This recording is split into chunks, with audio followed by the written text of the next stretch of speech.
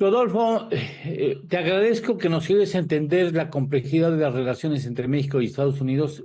Casi no te voy a interrumpir porque mi internet está muy inestable, pero me interesa mucho saber cómo ves las elecciones, cómo ves el modo de México si gana Trump o gana Harris, qué sucedería con México en caso de que Trump sea derrotado y no reconozca los resultados y no los acepte.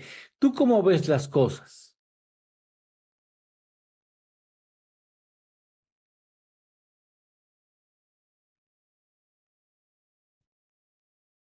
Perdón, perdón. Te decía que qué día, ¿no, Lalo? Tenemos hoy el inicio del debate en la Suprema Corte, en el Pleno de la Suprema Corte de Justicia, con el tema de la reforma, y tenemos las elecciones en Estados Unidos. Mira, yo veo la situación bastante delicada en la relación con Estados Unidos, no solamente porque de suyo es muy compleja, sino por el hecho de una posible vuelta muy posible, dicen, vuelta de Donald Trump. Pero en el escenario hay dos elementos fluctuando que también se relacionan y son el problema gravísimo del narcotráfico, que ya se ha traducido ahora en un drama muchísimo más visible en las televisoras, en la sociedad, en las calles, para el estadounidense promedio. Eso es muy, muy, muy delicado. Y el otro tema que está gravitando es, por supuesto, la reforma del Poder Judicial.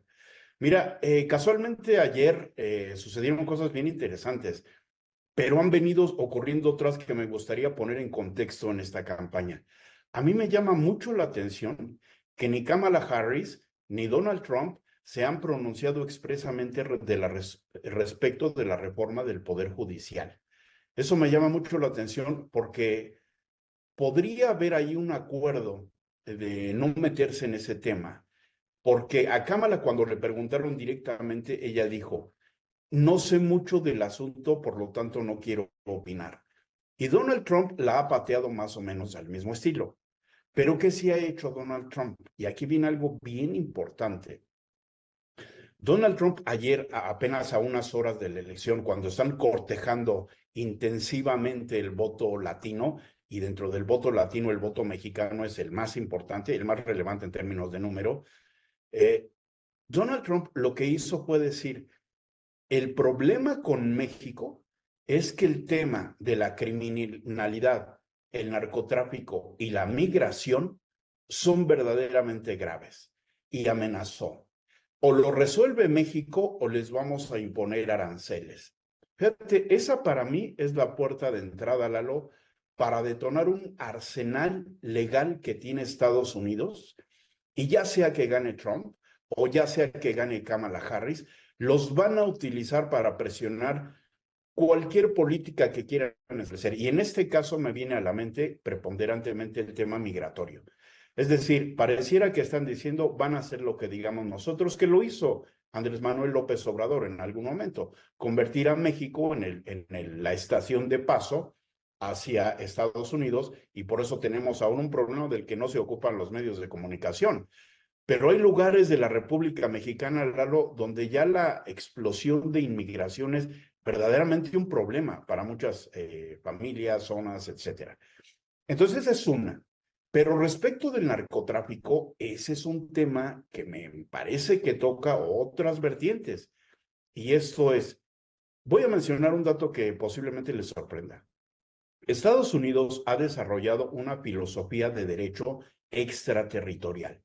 Es el país que en el mundo tiene esta política de hacer su derecho muy al estilo del Imperio Romano, de imponérselo al mundo. Y encontraron una confluencia con los tribunales y las cortes de Estados Unidos, porque en las cortes de Estados Unidos es válida esa legislación. Es decir, no dicen, va a hacer el mundo lo que nosotros digamos, no, pero lo que dicen es, a nuestros tribunales podemos traer asuntos que ocurran en el mundo en tanto que toquen, así sea tangencialmente, intereses, personas, territorio o la seguridad de los Estados Unidos. En este momento yo puedo mencionar siete leyes que son verdaderamente terribles para el caso de México y hablan de terrorismo. Aquí viene a colación por qué Claudia Sheinbaum trató de desviar el tema con las explosiones en Guanajuato, los atentados en Guerrero y decir esto no es terrorismo. Cuando se categoriza el tema de ocurrencia de terrorismo, Estados Unidos y esta filosofía de derecho extraterritorial le permiten detonar esas leyes, Lalo, y van no solamente contra países, van contra gobernantes, van contra empresas, van contra personas. Si para Donald Trump el tema difícil es el del narcotráfico, me viene a colación otro asunto que es muy delicado, y es el tema López Obrador. López Obrador, yo lo he dicho aquí ya desde hace varios meses, es un riesgo de seguridad nacional, no para el gobierno de Claudia Sheinbaum, seguridad nacional para México, porque es una persona que Estados Unidos va a poder utilizar muy adecuadamente, muy convenientemente para los intereses que tenga en su agenda internacional. Sabemos ya cómo está la situación con el Mayo Zambada, o más o menos sabemos lo que ha ocurrido con el Chapo. En la medida que se va ventilando ese asunto, queda cada vez más claro que el gobierno de México está cortejando al Mayo Zambada, posiblemente con la intención de que no hable. Pero Estados Unidos tiene ya muchísima información respecto de las campañas políticas de López Obrador y cómo posiblemente participó dinero del crimen organizado, y es muy probable que gente muy cercana, si no es que el propio López Obrador, hubieran intervenido de manera directa.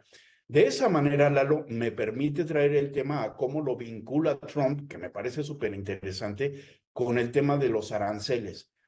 Fíjate, la otra cosa que me llamó la atención de las campañas es que el propio Donald Trump, aunque habla de imponer aranceles a las importaciones que vienen de México, dato, ya sabemos que México es ahorita el principal socio comercial de Estados Unidos, pero imponer sanciones arancelarias a los productos terminados que tengan componentes de origen asiático de manera preponderante. Ese dato lo ha venido manejando Donald Trump porque le da mucho capital en Estados Unidos, con este rollo de que las empresas se van a México, de que se atacan o se afectan las fuentes de trabajo que hay en diversos estados, concretamente de los Estados Unidos. Pero lo que a mí me llama la atención, Lalo, es que no puso mucho énfasis en eso. Sí lo mencionó, pero no puso mucho énfasis. Y me parece que la razón está en la dinámica que trae el nearshoring.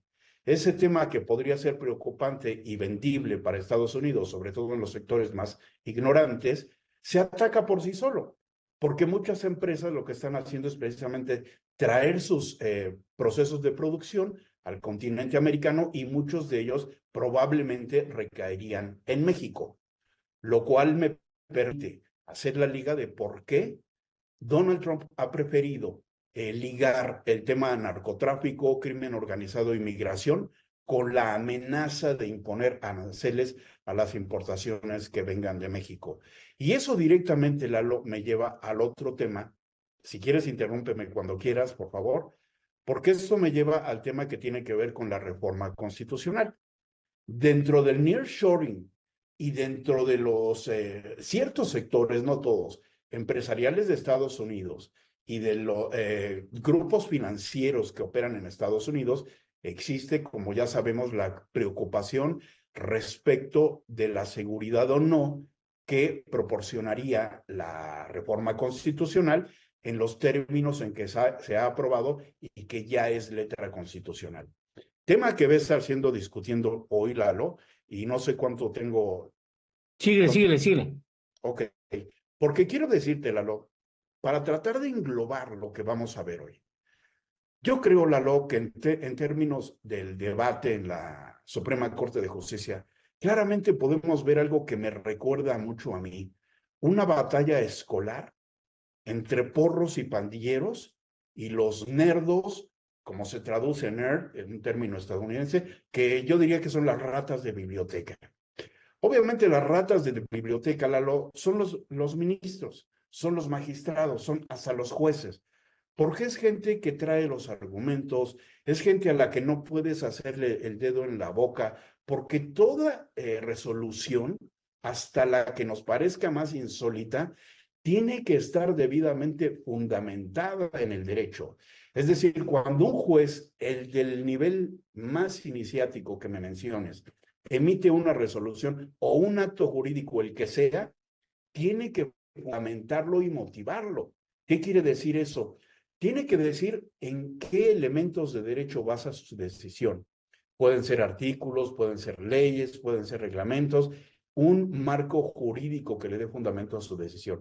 Pero también tiene que motivarlo, es decir, relacionarlo con el hecho concreto que está actuando.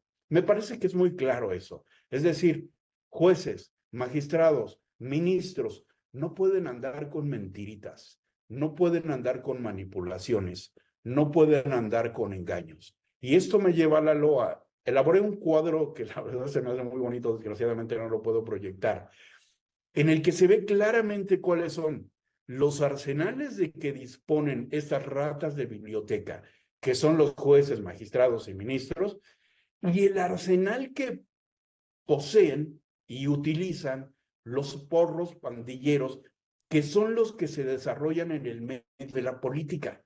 Es decir, fíjate qué interesante, claramente podemos ver una lucha desigual, porque la política todo se vale. ¿Cuáles son sus armamentos?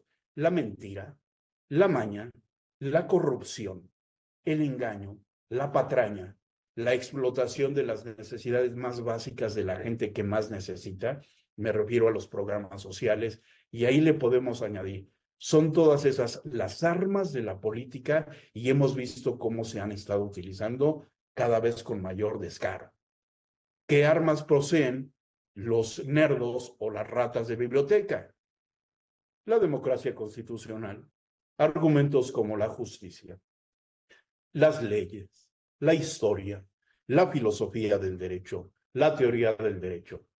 Dime tú si eso le hace sentido al común de la gente. Si el común de la gente va a entender a esas ratas de biblioteca, a estos nerdos, y esas son las armas que tiene Lalo. Por eso es una lucha sumamente desigual. Por eso Claudia Sheinbaum, Noroña, Monreal, ayer nos dieron una lección del descaro en el que se mueve la política. Voy a mencionar tres cosas porque creo que definen el cuadro ya para cerrarlo. Fíjate, Claudia Sheinbaum diciendo, ya tenemos otro plan. Noroña, ya tenemos otro plan. No se los voy a decir, y citando la conferencia de prensa también, no se los voy a decir, pero ya tenemos otro plan. No, Monreal, parece que hay otro plan. Ahora, Monreal, ¿no tenía mucho que explicar Monreal acerca del voto fantasma de Pedro Aces? ¿Sabes qué hizo? Le pasó la palabra al presidente de la Cámara de Diputados y el presidente de la Cámara de Diputados lo que hizo fue decir, no es un problema técnico, fue un problema de redundancia de no sé qué cosa dijo. Pero se cuenta que no pasa nada. O sea, se pueden inventar votos en un tema de una reforma trascendental constitucional que elimina derechos de los mexicanos y con eso cerraría. Pero no pasa nada, fue un tema técnico. Noroña, recordarán lo que yo les dije aquí, que era una estupidez lo que estaba diciendo, de que no iba a admitir las renuncias de los ministros y expliqué por qué. La razón fue que su reforma constitucional no incluía ninguna condicionalidad que dijera que el Senado se reservaba el derecho de aceptar o rechazar la renuncia. Bueno, ayer dijo, bueno, eso ya lo vamos a dejar porque no es sustancial. Mejor vamos a ver cómo se vota y sí les adelanto que nosotros tenemos ya otro plan. Así o más descarado, Lalo. Ahí podemos ver claramente las armas que utiliza política. Mientras que han estado diciendo los ministros, vamos a discutir, renunciamos porque no queremos que se crea que somos jueces y parte en la parte que nos va a afectar. Y hoy vamos a ver, Lalo, un debate verdaderamente trascendental. Pero quiero cerrar con esto. La reforma constitucional, en sí las reformas que está haciendo este gobierno son verdaderamente peligrosas. Ricardo Monreal ayer anunció que ya traen en la cartera el incremento de catálogo de delitos que recibirán la prisión preventiva oficiosa.